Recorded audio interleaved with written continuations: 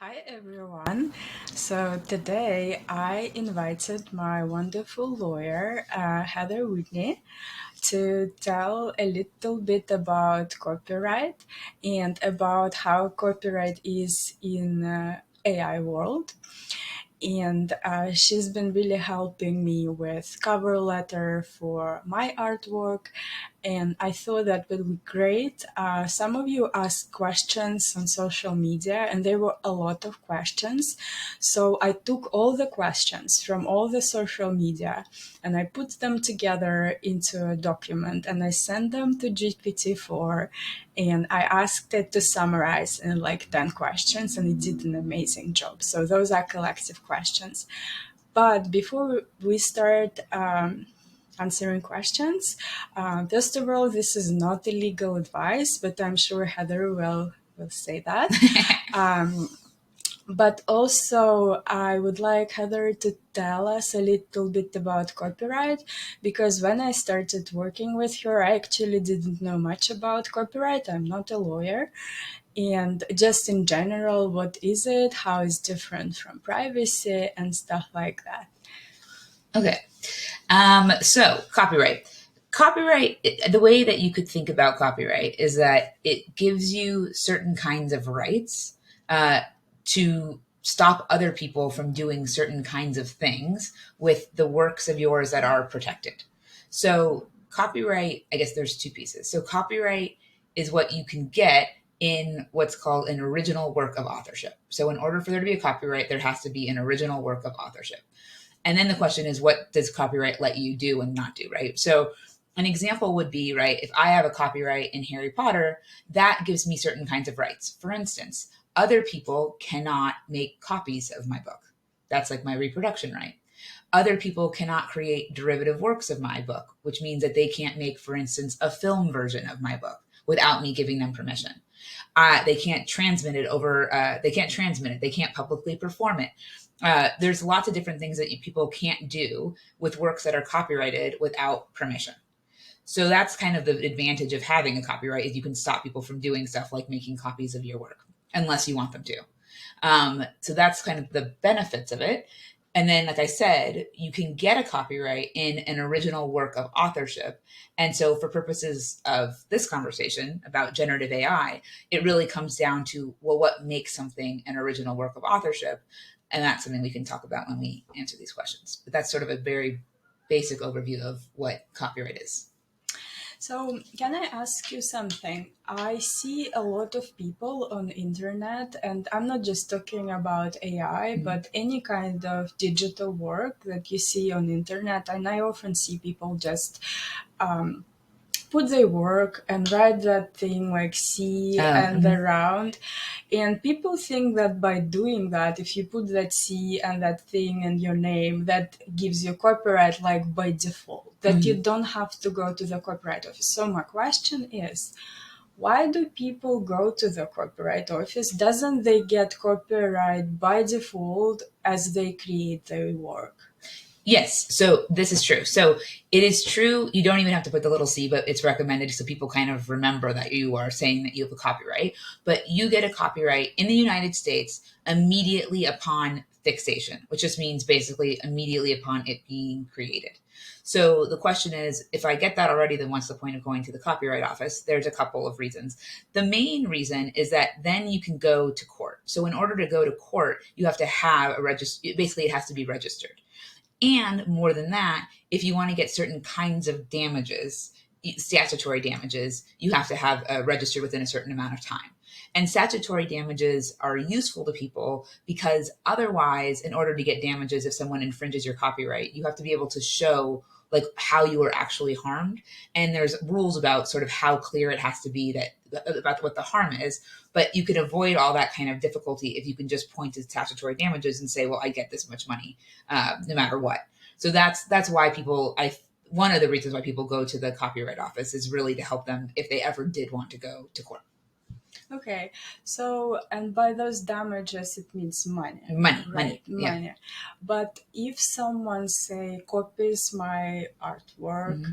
and I did not get the copyright, I have a lot of photos, I have a lot of drawings, and someone does take it and copy it and sell it, and I don't have a registration, I still can go to court, right? I just will not get money. Before you go to court, you'll need to register it. But you also, depending on how long it's been, may not get statutory damages. But when you go to court, your lawyer will make sure that you've registered the work. And then the timing of when you register makes a difference for statutory damages. But yeah, it's if you haven't registered the work, that's not a problem. You can register it later. And most people, honestly, probably don't register their works until someone's infringing, and then they go through the process because not that it's a hard process, but most people don't do it. But quite time Yeah, it consuming takes process. well, okay. Usually, no. Usually, it's very, very fast and automatic because the Copyright Office. So basically, the way to think about it is, there's a difference between copyrights and patents. So in patents, you're getting of certain kinds of rights, kind of similarly, but it's in these inventions or processes, all the different kinds of things. When they're looking to decide whether or not you get a patent, they are really kind of looking at it and being sort of serious about whether they think you should have a patent and the sort of scope of that patent. Copyright is like automatic. Like usually you send in your image or whatever it is that you're trying to get a copyright in, you say that you're the author, and it's just like they give it to you. There's no inspection. Your case was different. So when you first put in your comic book, they like automatically gave you the copyright. And they only went back and started thinking about it when reporters started calling them and saying, actually, this was made using Midjourney. And then they were thinking, well, does this mean that it's not actually authored by the person who said it was the author? But that's like a very, very rare case. But that's where we are right now with generative AI outputs. Mm-hmm. So, a little bit different question before we start asking questions from social media and GPT. Mm-hmm. Before I learned a little bit about copyright, I often felt a little bit confused between copyright and privacy. Mm-hmm. And what because when you say you do a copyright registration, Mm-hmm. and say the art piece you created has a likeness of, I don't know, Pope Francis, Mm-hmm. or Elon Musk, and you go to the copyright office and you submit this work and say it's a drawing. Mm-hmm. It's not AI, it's a drawing. The copyright office will give you copyright, Yes. right? Because it's not about privacy infringement. So can you tell more about it? How is it different and what are those things? Yeah. So it's really interesting what the difference is, like why there are differences. But right, there are the copyright rights, and then there are these things like rights of publicity. And those are usually thought of as privacy rights that individuals have about basically the use of their own likeness or things that are said about them. So whether or not you have violated someone's rights of publicity is a totally separate question with whether or not you can get a copyright in an image that has them in it. So you could have a copyright in an image, but you could also violate someone's rights of privacy, rights of publicity. Um, but and that's why people get like releases. When you're a photographer, you get releases to get permission to say that you had permission. That's why you do those things, not for copyright, but for those other rights. So the copyright office is, it's not their job to check if the person on this image just gave those rights, because that's your responsibility to have those model releases and to have stuff. Okay, this is great. Can you tell a little bit more for like copyright 101 of anything that we may have missed before we start answering questions? Yeah, so I guess one thing I can say is, sort of independent of generative AI and all of that kind of stuff, like in the basic sort of 101 is that in order to have a copyright, you have to, as the author, have contributed what they say is like a modicum of creativity, basically creative expression in the work. And so that's part of the test of whether or not you've succeeded in doing that. Almost always in the United States today, people do it because it's a very, very, very low requirement. It wasn't always that way. a long time ago, there was more of a debate about whether or not copyrights. Basically, the question was, should we just give copyrights to like almost everything, or should we say that you're really only going to get a copyright in like art, right? Mm-hmm. And that you have to really have contributed something sort of meaningful in order to get it. And there was like a debate about that. And in the end, the courts said, no, we're not going to be in the business of sort of saying whether art is like good enough to get a copyright. We're just going to like give them all the time. But you just have to give like a modicum of creativity, and that's the requirement. So the phone book cannot be copyrighted. Yeah. Oh, yeah, it's so good. Yeah. So like, right. There's the test, the bar is very low, but as they say, there is a bar. So, and that's like an example. If things are sort of put in a particular order, that's just like so obvious and people have been doing it for so long, you're not really, there's no creative expression that you're really contributing to that would sort of let you be the author of it. Right. But the bar is so low that you don't have to be a great artist. You just have to be some kind of artist. I feel it's very empowering because you can copyright whatever you make. And so in the US, copyright, as long as I know, as long as you taught me for so long, it has to be a human being. Yes, yes, that's right. I mean, so some people will argue that it shouldn't be that way, but the Copyright Office has taken the position that it has to be a human. And there's a case right now going on that you know about, which is someone's trying to challenge that and say, no, an AI model can be an author.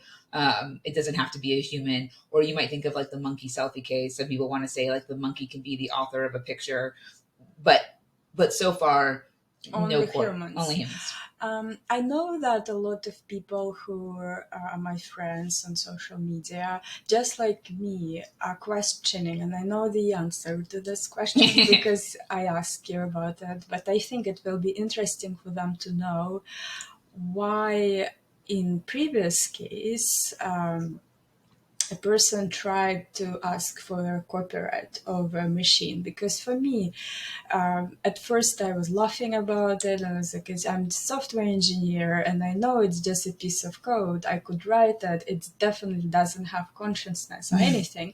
Why would someone go to a length and go to court and try to get that?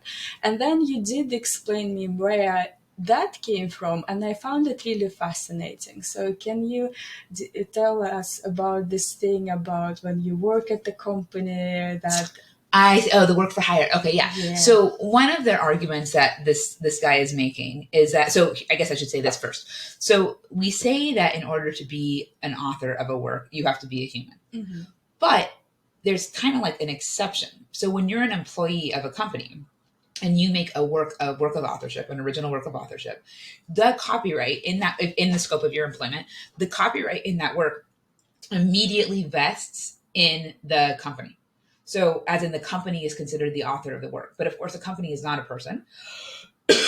And so in that case, we seem to be saying it is possible for someone, a non-human, to be the author of a work. A company. Yeah, a company. There's a couple of things that people will say about this in response. So right, the argument then is supposed to go, look, we've never required humans to be authors because we let companies be authors all the time because of work for hire doctrine. So then the response is like, yeah, but there was like a human who had to make it, and then it just kind of like went to the company, like, but that's like different. But this is sort of the argument that the guy is making, is that therefore, if work for hire, I think when he put it in, he basically treated it like a work for hire. So it was like, I am kind of like the employer of the generative AI model. I am like getting the copyright in this because it's my employee basically, and so it should vest in me. And that was kind of like the argument. Right. And I see that, and it's a different case. I will just mention it to you because that person wrote the program himself, and that was the argument. And I just thought it was very interesting because I didn't know that the company can own copyright. I thought a human would always do it, but it's quite interesting. And this is different, by the way, than patents. So for a patent, it's not like that. You have to put them on the application. So that's a difference between when you're an employee and you're basically creating, like you're inventing something versus making a work of authorship. Works of authorship automatically vest in the company. So if you think about it, it kind of makes sense, right? Like anything that you're writing for your company is really done. It's the companies. One thing I will say, which I don't know if people make this argument, but there are different theories in literature about what companies or corporations really are, like how to think of them. And some people say that you should just think of them as a collection of people. So some people would say a company is kind of like a corporation is like an artificial entity, but in reality, a company is really just all these different kinds of people. And so, in some sense, it really is going to other people. It's just a collection of people inside. This is like not particularly like a compelling argument, but anyways, that's like a thing. There's a debate about sort of what you should think about when you think about a company or a corporation. Mhm.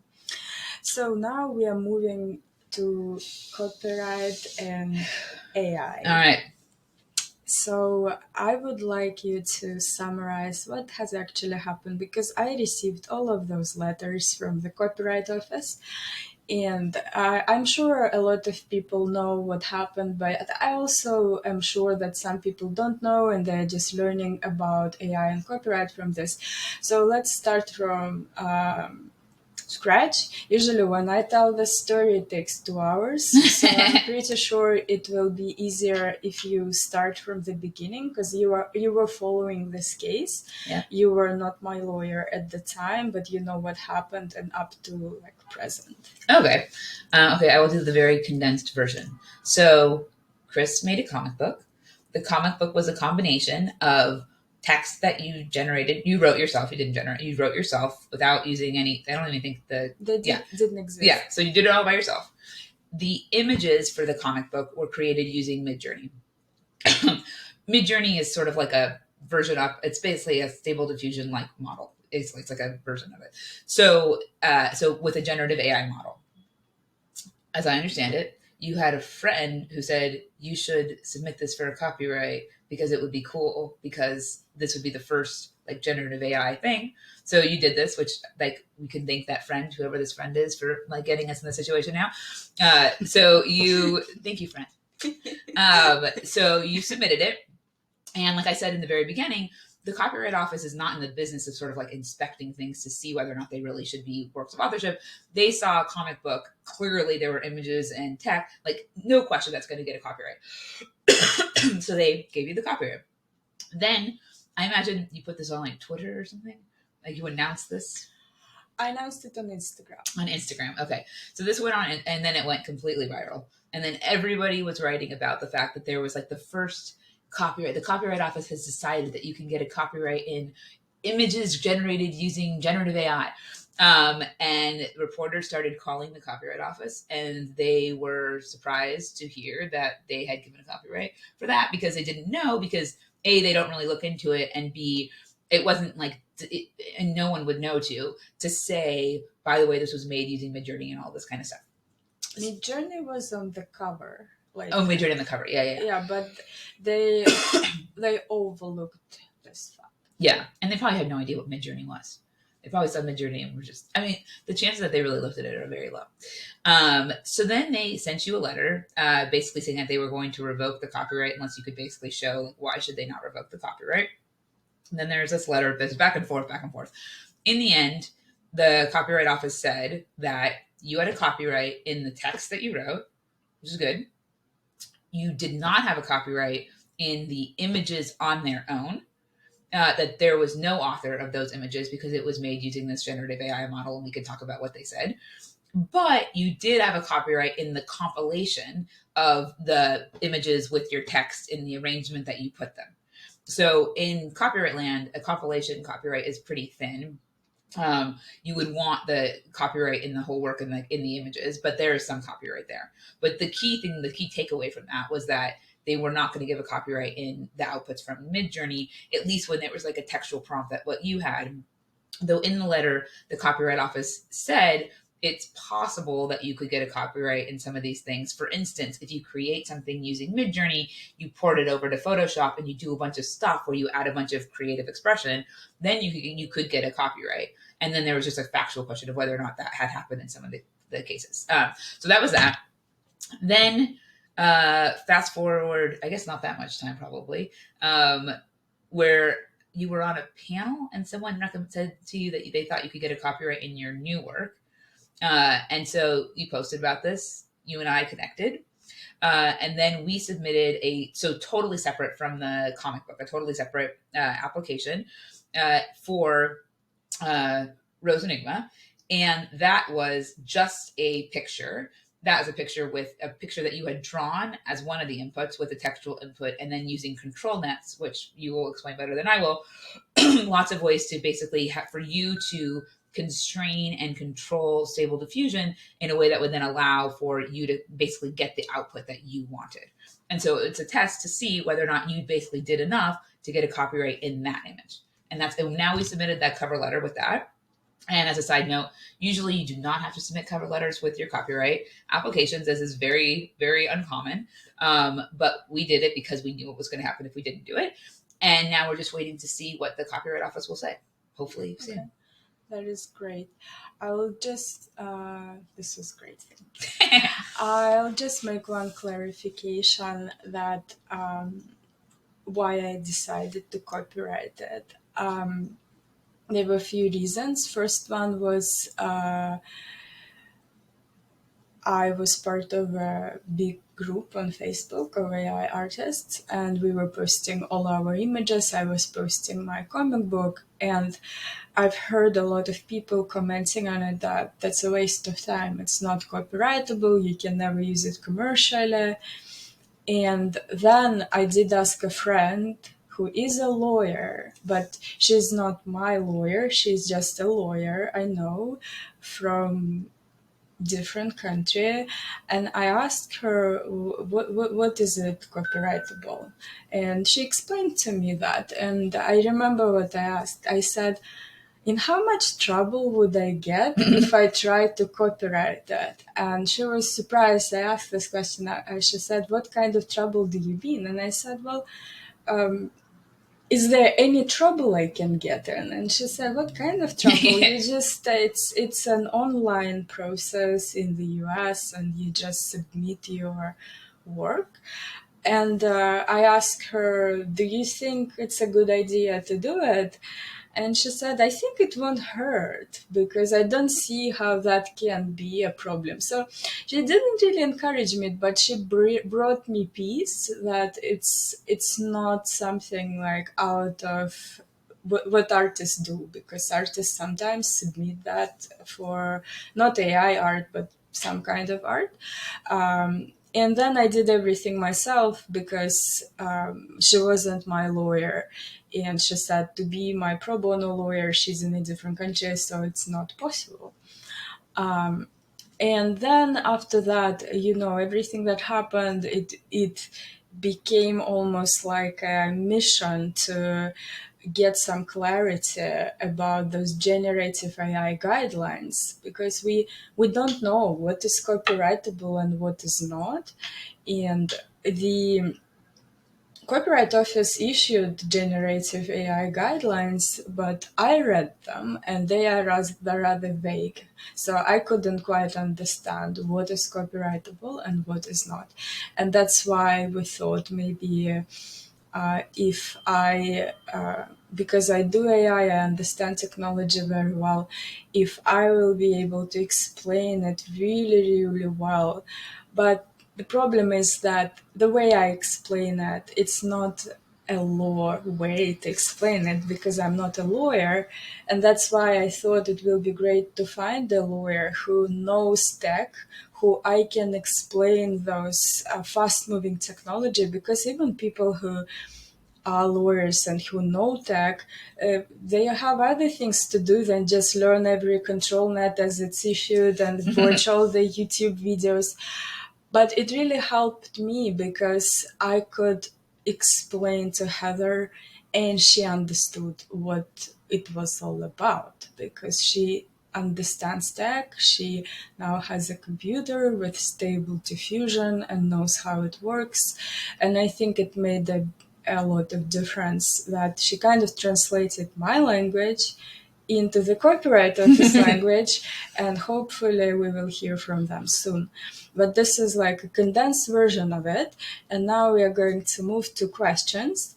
And I'm going to ask the questions, and a lot of questions we don't know the answer because we have not heard from the Copyright Office yet. But in each instance, Heather will explain why we don't know. So, Before we do that, can I ask you one question? There's a yeah. possibility that some lawyers will watch this, I suspect. And Hmm. I think a lot of lawyers are very interested in why artists want copyrights, why, or Hmm. registered copyrights, like why they care. Because a lot of lawyers think that, and a lot of academics think that the copyright is not really doing any work for you guys. Most of you guys don't really need it. And then when people want to buy your stuff, they want to buy it from you because it's like authentic. It Hmm. doesn't matter if someone else is copying it; they're going to want to buy it from you anyways. So it would be so useful to lawyers to understand what to you is the meaning of a copyright. Right. For, I think, I don't know the right answer. I will just share my experience, and it may be different for different artists. But for me personally, I felt that as a photographer, I often worked for brands. And I worked for Adidas, I would photograph for them, I worked for Samsung, I would photograph for them. And every time I photographed for them, I didn't even know anything about copyright. I never questioned it. And they were fine. I would give them photos that I took with my camera or even with my smartphone, and it was fine. Now I freelance, and I freelance with brands, and every single brand asks me, do you have an IP if you use AI tools? And for at the beginning, I didn't even know what IP means. I thought it's like IP address on internet. Then I kind of Googled it. I was like, oh, they mean like this copyright thing. And I wouldn't lie to them saying, I would say, I don't know. I would say, oh, I read terms of agreement of like Dali and Midjourney, and they say if you generate an image, you can use it commercially. So it must be that you have that IP, because otherwise, why would they write it in terms of agreement? So I understood very quickly that I have no clue, and I interviewed few copyright experts, and I realized they all have different opinion and they didn't quite know. But to work in this area, to be a commercial artist, you need to be able to answer your clients if they have IP. And what I understood, not as a lawyer, just as an artist, the reason why they care about it is, say, if I am an AI artist, so they know I use AI tools for their brand, and I create some image, say a logo for them, Yep. and then they use their logo. If they don't have copyright for it, someone else can just take it, put on their product, and they will not be able to do anything because there is no copyright. It belongs to everyone, or it does. Who is does that belong to? So that is one of the things. And at the time when I applied for copyright, I I thought about it. I thought, if I work for a brand, what am I going to say? Another thing is that it's a little bit more personal thing, is that when I create photography, when I create my sculptures or my drawings, and when I use I honestly feel it's a creative process, for me at least. I don't feel like there is less effort or less creativity. I still use the same creative muscle to do it. But also, I noticed that I'm treated way differently when I put out my AI assisted work. The value of it, it felt, was much less than the value of my photography. And even though I'm passionate about photography, I was doing it this entire time. I will always do photography. It's just breathing for me. But frankly, I felt that photography often, I wouldn't say it was that creative. It was just clicking a button and getting a shot. While I was doing AI, it often was a lot of creativity to get that result and to get what I want. So I often felt it's almost like a little bit unfair to treat AI assisted things differently. And the thing that separates now AI assisted work from other work is copyright. I see. And also another thing which is kind of because I teach a lot, and I teach a lot of people with special needs, elderly people. Um, some of them often asked me, can I monetize it? Can I sell my prints? Is it okay? I got so many people asking, can I print these cards and sell them at the market? And I wouldn't know what to say. I In see. theory, it's kind of, yes, you can. But then at the same time, I'm like, you don't really own it, I guess. So can you really do that? And then from the point of view that, yeah, can someone go to court because it looks a little bit like it or not? So I had a lot of those questions, and I think accessibility is one of the things why I love AI, that people with special needs can use it to create art. And I felt like they need to be able to monetize it like any other art, because some of them can't really use their body to create photography or to draw. So that was one of the kind of like three issues Mm-hmm. where I felt it would be nice if at least we had clear guidelines where we know that, okay, if you create your work like this, it's not copyrightable. But if you add this layer, it is copyrightable. So I feel that's kind of why it has value for me. I see. That's a great answer. I think it's also very useful for people to understand that if you want to commercialize, sometimes clients really do want to see it. So you have to kind of answer that question. I will say two quick things. So when you were mentioning about the brands and the logos thing, so this is like there's another area of IP. So there's like patents, there's copyrights, there's also these things called trademarks. And probably what you were talking about too is trademarks and trademark law. And the thing is that, and that's sort of a separate thing, the sort of when you want to think about trademark law in like a basic way, it's sort of like we have this law so that people can efficiently, consumers can efficiently kind of like know if they can sort of like trust a certain thing because it has a brand that they kind of recognize, right? So like it's not as big of a deal in the United States, but in some countries, right, there are not that many options for like you want to know whether or not the baby formula is made by a company that's high quality, and there's a lot of stuff that out there that may not be. And so you're going to buy the one that has that brand on it, and you're recognizing it, and you're buying it for that reason. And trademark law is basically designed to help protect consumers from confusion and people basically taking that goodwill that was built up by that company and using it sort of wrongly to sell something that's not their stuff. It's like a knockoff, right? So in that case, it wouldn't necessarily even matter whether it's so just for the question of trademark law, whether or not it was made by an AI or whatever it is. It doesn't matter what it is. It could be some weird, it doesn't matter. It's just about whether or not consumers recognize it.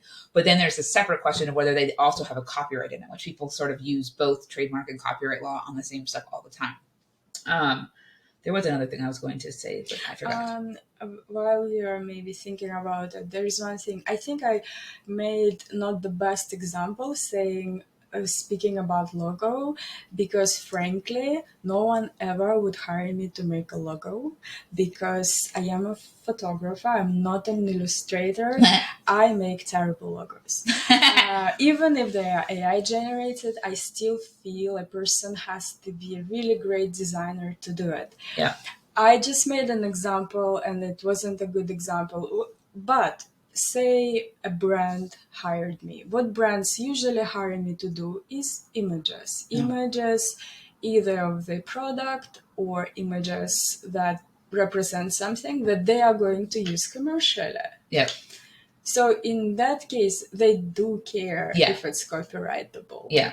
And that's because, right, you can imagine if you're the brand and we hire you to make all these really awesome images, if you don't have copyright in it and then someone takes those images and copies them and puts them on their stuff, then could we stop them from doing it, right? If there's no copyright, maybe you can't stop them. So it's not, yeah. So in those cases, they would really care because they're paying for the value of it and they don't want other people to take their ideas, right? Yeah, so I would say in terms of when an artist is established and they sell their work to collectors and they sell their work because people know them and love them. Yeah, absolutely. I understand that. It's just the thing, I was never that kind of artist. Yeah. I was a photographer, commercial photographer. I would be hired to make stuff. And I knew that you have to have copyright to be able to do that. Yeah, no, it's really great. It's just, it shows that I think a lot of people, not only in law, but like in academia, they don't necessarily always know all of the, they think about the artists who are selling like bajillion-dollar pieces in galleries and not like the most artists, which are sort of selling, things that they're making for companies on a one-off basis. And that copyright has a very, very different meaning for the artist in a gallery and the artist who's making stuff that's going to be used on a billboard. Yeah, Yeah. exactly. So I'm going to move to our questions from Let's do it. our community. Okay. How can the ratio of human input to AI generated content in a piece to be determined and proven? We don't know the answer to this question. But I think what this question may be getting at is how do we know what the human, like, how can we, like, what do you know what the human input to the generated content is? And I think that it is a really difficult question. In the case of Rose Enigma, it's a little bit an easier one because we can really show I think the thing that's useful is if you can really show how all the different decisions you made with respect to your inputs can really be seen in the output, right? Like for instance, your drawing is just like right there, right? So that's like a really easy way of seeing, and no one could doubt that a human unauthored that sort of piece of the work. For the other pieces, I think it's still sort of people are not sure what to think about it. In part because they're not sure whether or not they really should attribute to a human what the AI does 100%, 50%, and no one really knows how to think about it yet. So that's sort of part of the question with your case is how do you decide whether or not there's enough human expression? So I think there are probably two parts of it. Like when it's text to image, they said that's not enough. Mm-hmm. When it is something extra, for example, in my case, I did use Photoshop on some images, but unfortunately, they said that was not enough Photoshop. Yeah. Well, they only had the one. So they had two pictures of yours, right? They had the picture where it was, well, I think it was like just like a change to lips or something like that, right? Yeah, like retouching of her lips. Yeah, they had that one, and then they had the one with the head in the I want to say like hologram. The hologram. Yeah. And they didn't have an example of the picture before Photoshop, so they weren't sure what you had done with Photoshop. But I think it's important to say that they certainly did recognize that you could have, like there would be cases where you would. And on the input side, I'll also say I think it would be, we don't want to say for sure that it's impossible to get a copyright in an output that just by your textual prompt. But the textual prompts that they have seen so far, they don't think so. Mm-hmm. But some people will argue that if you create an input that's like so original and like has all this creative expression and all this stuff, is there a way that could end up being where the image would then be potentially like, I will say a derivative work, but there's issues with that. But basically, like, is that by itself copyrightable? And then there's a separate question about what its relationship is to the output. And there's no reason I can't. It's hard. It's a hard question, but it seems possible that some inputs could be copyrightable. Mm-hmm. But we haven't seen a case like that yet. We haven't seen that case yet, but what I would recommend if you are, I'm not a lawyer, again, this advice comes from an artist and everything I learned from all the lawyers, but at this point, because AI is so new, it will be case by case, which means if you are making an AI generated art and you would like to copyright it, and say you used Photoshop, what I would recommend to avoid my mistake is that you explain in detail what did you do in Photoshop, and it has to be a little bit more than retouching a lip, and you show before and after and kind of like guide them through what kind of modifications you made.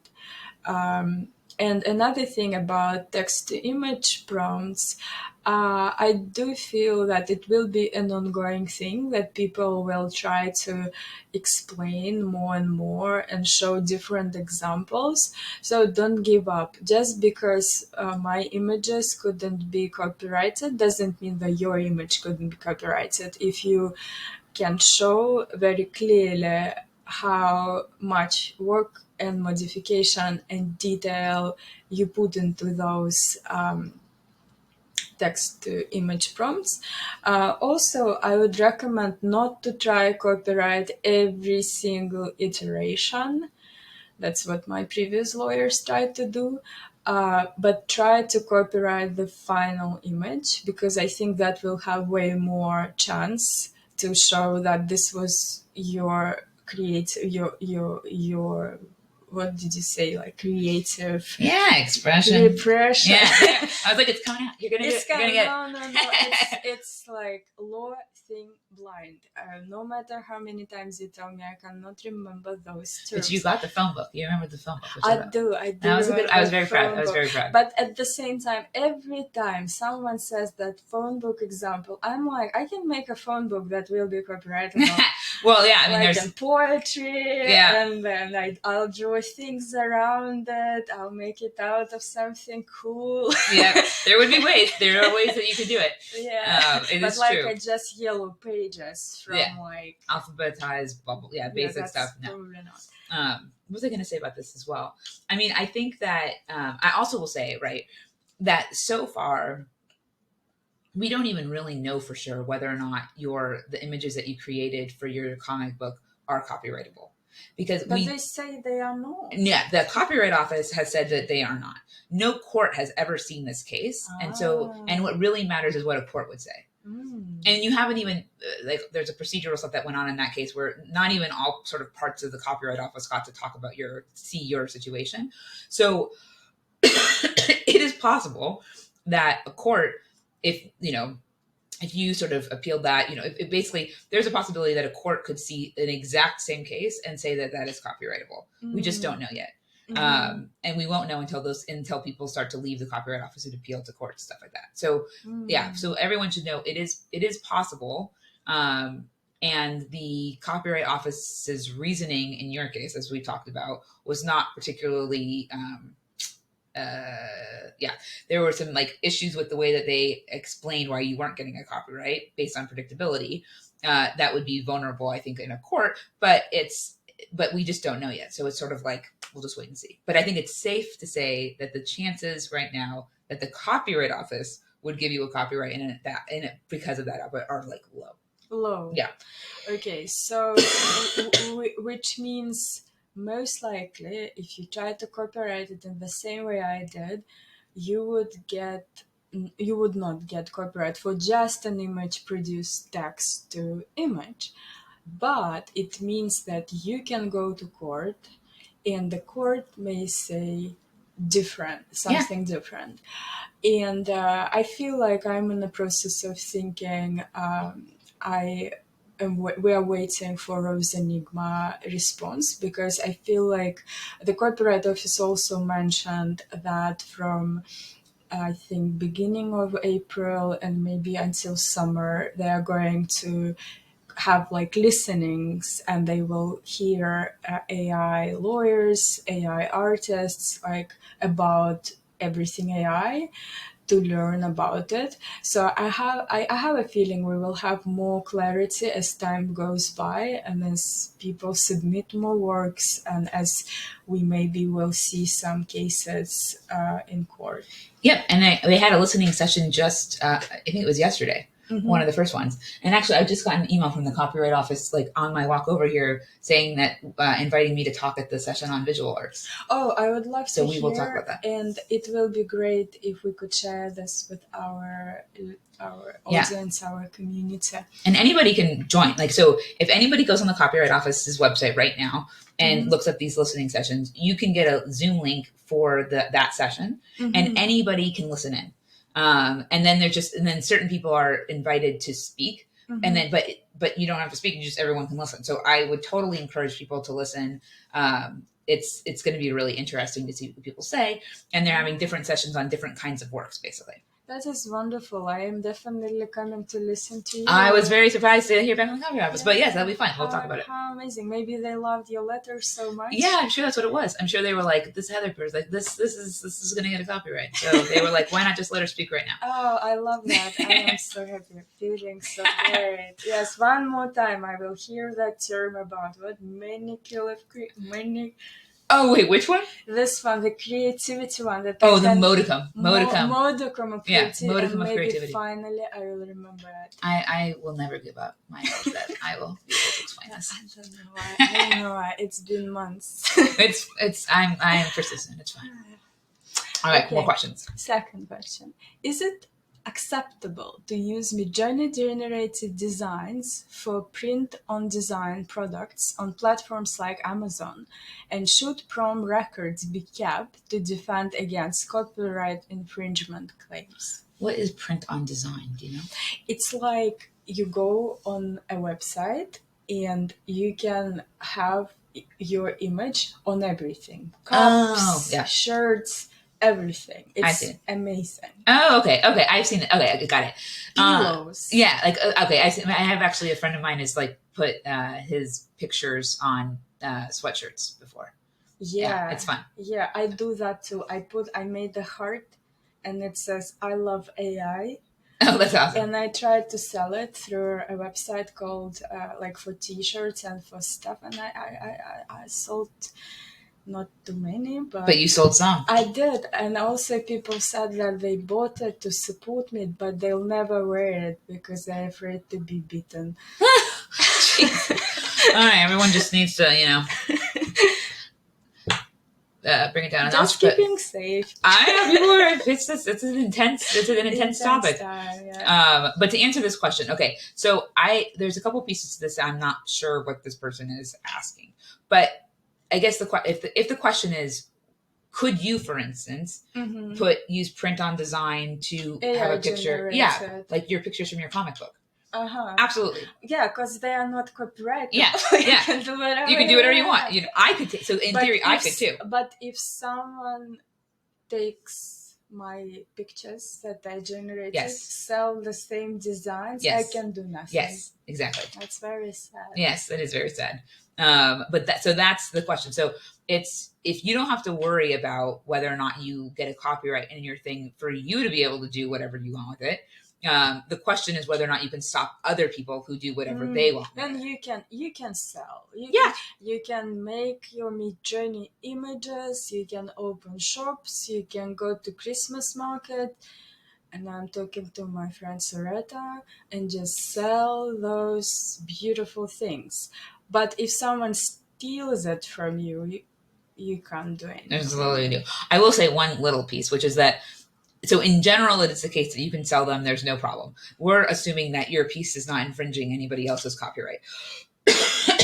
So if you go into Stable Diffusion and you type in Mickey Mouse. No Mickey Mouse. No Mickey You Mouse. cannot sell Don't sell Mickey Mouse. You cannot sell. But speaking of which, what about Zendaya's face? Oh, but see, this is not a copyright question. This is a question about right of publicity. But we cannot sell that, right? No, don't sell that. Don't take any celebrities and try and sell the pictures. Faces who are known, who aren't you. You can sell your own face. Yeah. No Mickey Mouse. No Mickey Mouse. No other brands. Yes, no other brands. Generally, there are. So the thing is that like there are ways that you could be able to use other people's like logos in a transform. There are ways that it could happen, but like as a default rule, I would just say, just avoid it. Avoid it. Yeah. You know what? You'll be so proud of me. So I learned something without you. So I learned that Winnie the Pooh. Yes. Winnie the Pooh is now public domain. Oh, really? So with the story. Yeah. But not Winnie the Pooh Disney. Oh, I think I did know. Yeah. So you cannot make Winnie the Pooh wearing a red shirt. I see. But there is someone on the internet made this something like, I don't know, some kind of art where there's Winnie the Pooh wearing a plaid. Ah! And that is like, okay. Yeah. Okay, so interesting. So So in the original story, was he not wearing a red shirt? I guess probably not. Oh no, he didn't say it. It was a bear. It wasn't wearing anything. Oh, I see. I It see. was like a teddy bear. Oh, that's so interesting. It Yeah. So was his things. outfit was not described as long as I know. Oh, It's been okay. a while. I need to reread it, but it was like no. But if it was, yeah, it Yeah, that'd be a would. different thing. Yeah. I Mhm. mean, because there's like lots of interesting questions about copyrights and characters and your versions of characters and all that kind of stuff. But yeah, I mean, sometimes things will fall into the, or rise to the public domain, and you can do whatever you want with them then. And things get tricky when sort of parts of it fall and they basically are in the public domain and then other parts are not. So it's sort of Mhm. there's a lot of complications. But, but to answer the question, yes, in general, if we're going to assume that your thing is not infringing on people's rights of publicity and you're not infringing on other people's copyrights, just like your own art, go out and print on demand. Print on demand, and if someone takes it, just take a deep breath. Yeah. For now. Yeah, for now. For now. Okay. How does one balance AI generated art and photo art to avoid crossing the line between copyright and ownership? I do not understand this I question. don't understand this question. I don't understand this question because copyright is kind of like an ownership, but I, Maybe GPT did a bad job. yeah, I don't know this question. All right, we'll go to the next one. Okay. What is the scope of copyright in the age of AI, and how can original artists be awarded? Okay. So the scope of copyright in the age of AI is still undetermined because we are trying to figure it out at this very, very Together. moment, together at this very moment. And we're hoping for the best. But in general, in some sense, you can say that the scope is the same, right? Which is that you should be able to have a copyright in original works of authorship. It should not matter whether that original work of authorship was created using a tool like Midjourney or using a pencil or using paint. It doesn't matter. Those things should be protected. And now it's just figuring out how to make sure that that's the case. How original artists can be rewarded. Do you think they mean AI artists or like traditional artists, or what do you think they mean? I think, yeah, probably original artists whose images were used to train the model. The training. Yeah, I'll see. So it's an interesting question. So I guess I'll say two things about this. One is there's a question in the cases right now about whether or not it's fair use to use the other people's works to train your model. Do we know? We don't know yet. We don't know yet. We don't know yet. There's cases that are happening right now on this very question. One of which so the firm that I work on is working on. But this is like a question that everyone has: is when will it be fair use to train on people's copyrighted materials, like as in without their permission, right? Because then you have to rely on fair use. So there is a case right now that they try to decide in court. Mm-hmm. Is it Sanderson case or no? Yeah. Okay, so You're doing a great job. Learning. You're doing a good job. I'm very excited. So yes. There's lots of different questions right now that are coming up in these cases because basically all of these questions that people have we're trying to figure out right now. So it may be fair use. It probably could be fair use in certain circumstances and maybe not in others. But even putting aside the fair use analysis, the copyright question, there are some people who are they want to compensate artists regardless, right? So like Adobe, maybe you should speak about Adobe, what Adobe's been doing. Yeah, so I do not work for Adobe, but I love what they're doing. They train the model from scratch, and to be very honest, as an AI like researcher, I did not think it would be possible. Because when someone would tell me like, oh, someone will train the model from scratch, and I was like, knowing everything I know, the theory, no, you need a very big data set to get any decent results, and that was the case. That is why Stable Diffusion trained it on such a massive amount of images, because it wasn't really possible to train a model and get some really nice looking results. So I didn't believe it would be possible. But then Adobe released their model, and I tested it, and I was mind blown because from the point of view of an AI researcher, their data set is so small compared to entire internet of images. So when people post something on like Twitter, I was like, wow, it can do this, it can do that. For me, it's like almost like a baby learning how to talk. I'm like, I know the data set size, I cannot believe it's possible. So for me, it was very good news. Yeah.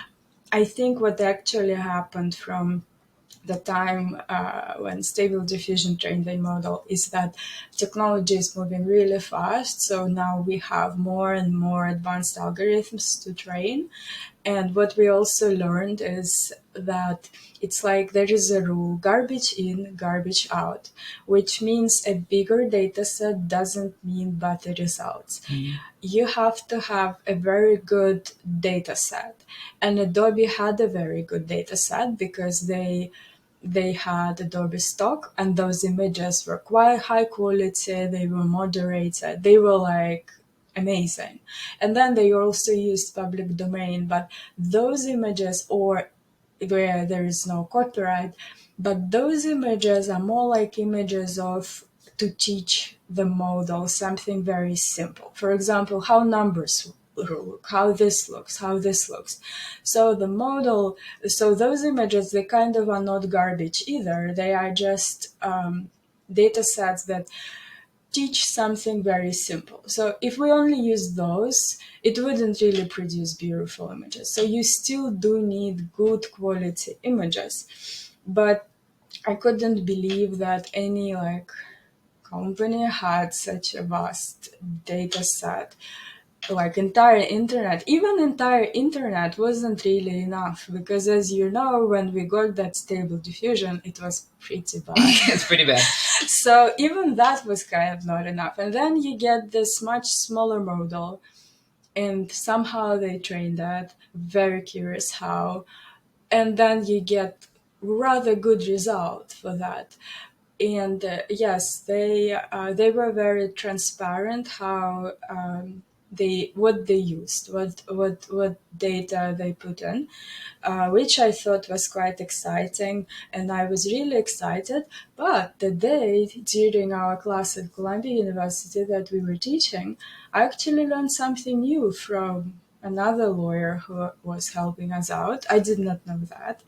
I was really a bit embarrassed that I did not know that. But what I learned is that actually Dali has some agreement with Oh, sure. Shutterstock. Oh, okay. And I was like, okay, so they trained it in a similar way. They also trained it on like clean Oh, I see. data. I Interesting. don't know really details because I don't. They weren't as explicit about how they trained it, but now it makes sense that because I know that before Adobe, a lot of companies that would be approaching me, they would say, "Can you use Dali because it's more safe?" Mm-hmm. And I would be able. I would say no because the results aren't that great. I only use it for in painting and out painting, which I think changed a little bit now because they were also training very like Yep. new models.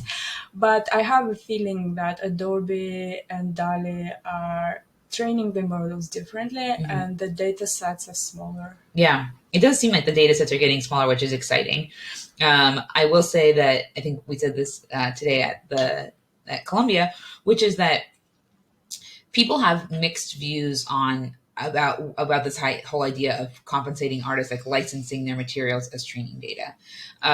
One of the things that I've heard people say who are concerned about it is that it makes it much harder for people who don't have a bunch of money to train a new model, because basically you would have to be something like someone with a lot of resources in order to get a license to like all of Shutterstock, right? Mm-hmm. And that you and I are not going to have enough money to Oh do that no, kind of thing. never. And buy thousands of GPUs Yeah. and Yeah. have a space and a month to trade. Yeah. So there's like super high bars in order to sort of get into the market of making these generative AI models.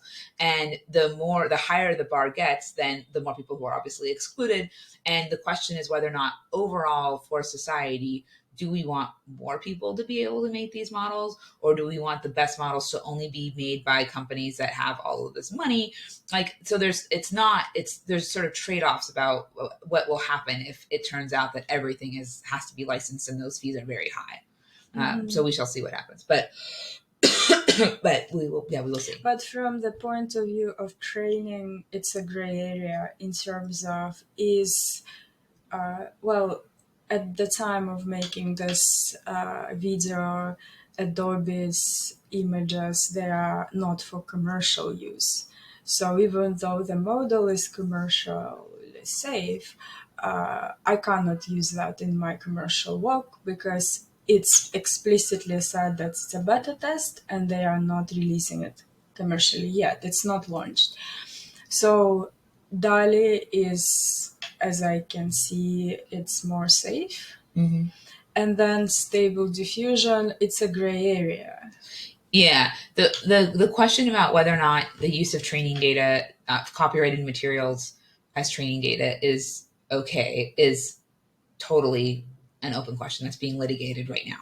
Mm-hmm. So hopefully we'll find out soonish. Soon. But Hopefully. Litigation takes a long time. I know. Everything law takes a long time. I know you guys don't like that very much, but we're going as fast as we can go. But that's, so we will find out what the answer is, but we just don't know yet. We just don't know yet. Okay. Can prompts be copyrighted? And if so, how can creators retain their rights to the intellectual property? Okay, so do you think, so prompts, the answer is we don't know. We don't know. The answer to all these questions is I don't know. We don't know. We'll call it that. Yeah, we don't know. We tutorial with Heather Whitney. It'll be excellent. People will love it. We don't know the answer to this question. The Copyright Office seemed to be open to the possibility that you could have a copyrightable prompt. And do we really want, guys, a copyrightable prompt? Do we? It's so nice to have them out there in the world. I agree. So this is my question. It's like, why do people want to do this? Like, if independent of the output, like just having a copyright in the prompt, like the thing that's so cool to me right now, and of course people can do this if they have copyrights because they can just sort of like, make it Creative Commons or whatever. But like, it's so cool to me and so useful to be able to go online and see people's pictures with their prompts and their seed and being able to understand how they did it. And like the sharing in the community is like very cool. Yeah. So Heather, this is like so interesting. And thank you so much for answering these questions. I feel like I could talk to you all day long. I know, it'd be very fun. Maybe next time we will answer more questions. But is there anything you would like to add to this? Let's see. To end, I guess what I would say, I could say a couple of small things. So one is, like I said in the beginning, if people are sort of curious about what's going to happen with your case, the question that's being asked is, what does it take for a human to be an author of a piece of art that is generated using a tool like Stable Diffusion? And or Midjourney, or DALI, or any of them, Firefly, any of these tools. Firefly isn't released yet, but hopefully soon. Yeah, a beta one, but any of these tools, what does it really take to be an author? And the Copyright Office, it's just not 100% clear what the answer to that question is going to be yet. There have been different sort of ways that it's been articulated by the Copyright Office over time, and that has kind of shifted more recently to be kind of more stringent than perhaps it was in the past. Sometimes they say the work must owe its origin to you. Obviously, that's very, very broad and probably broader than they really mean, because lots of things can owe their origin to you without you being the author of them. But now the idea seems to be that the sort of traditional elements that come out of from being an author you have to contribute them and not the generative AI model. But we'll see. And I totally encourage everyone, if they're interested in this, to read the cover letter that we submitted, to sort of see sort of why we argue that there should be a copyright in this particular case, because of the amount of control that you had and the amount of ways that you were able to constrain it in order to get the output that had your expression in it. Is control so important? Control is very important, I think. It's interesting. That's like a whole other topic about what's part of the control. But it seems like the Copyright Office cares quite a bit about how much you are able to control and basically get the output that you sort of intended to get. So it's not like a slot machine. Yeah. If it's a slot machine, the Copyright Office is not going to have. There's going to be no copyright. They are not interested in giving copyrights for slot machines, which is fair enough. So there's that piece. Some of the things that I think are like the most interesting questions that I think that people in the AI community can really contribute to is helping explain what people think are the right, like the ethical things to do. So sort of like what we're saying about norms are being developed in real time right now about what should be happening. People who are on the tech side are not necessarily always talking to the people on the artist side, and being able to sort of hear what people think is really useful. Some artists seem to be saying that they're, very much nervous about the use of AI tools, maybe like losing their jobs or what does it mean? Whereas other artists think that it's super creativity enhancing and that they've been able to be even, do more awesome stuff. There's just a lot of conversations, and it's very helpful to sort of hear about it in a way where people are not, like calling each other names. That would be great. So in a respectful way, talking about what people think is the right thing to do is helpful, because people right now have a real opportunity to make a difference, because the answers are like, I am not lying when I say that there are not answers to most of these questions. So like these, people really, like, there are not answers. And so you are living in a moment in history where you can really contribute, which is why it's cool that we are doing what we're doing together. Yeah, it is really true. I would not be able to do it without you. It's a joint project. Yes. But anyways, it was very fun. So hopefully again, we can do it again sometime. Yeah, soon.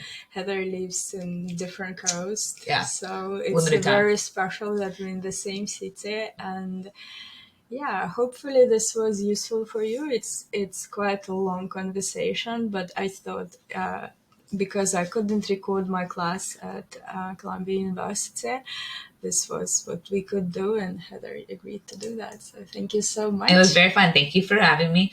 Hopefully we hear from people soon. And we'll keep you all updated. So bye-bye.